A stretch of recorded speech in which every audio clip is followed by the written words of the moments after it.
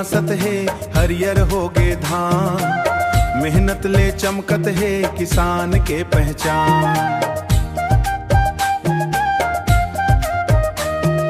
मेघा बरस बरस के सुख के संदेश लान। जय हो अन्नदाता जय हो किसान। भिनसरिया उठ के खेत में जाते, हलियाऊ बैला संग सपना सजाते। घाम के तपन होए पानी के धार, मेहनत ले भर थे सुख के भंडार।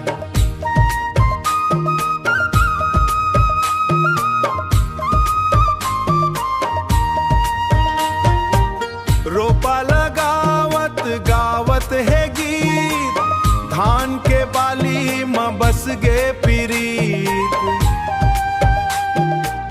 माटी के खुशबू मनला भाई, गाई हर आशीष बरसाए।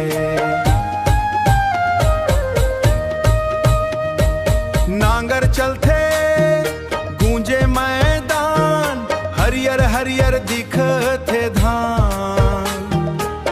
दाई ददा के आंख मयास, मेहनत ले बदलते हर एक सांस। नदिया के पानी नैहर के धार, सींचत है खेत बनते संसार। गांव के गली में खुशी के राग, किसान के मेहनत सबसे भाग।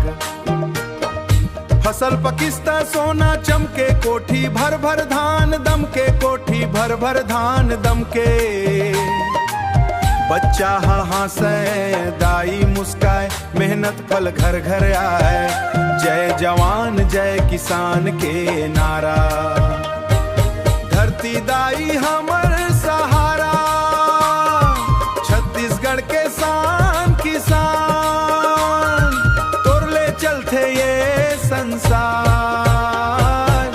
आवाओ संगी हाथ बढ़ावन, खेती किसानी लाय आगू बढ़ावन। हरियर बनावन अपन गांव, धरती दाई के रखन नाव।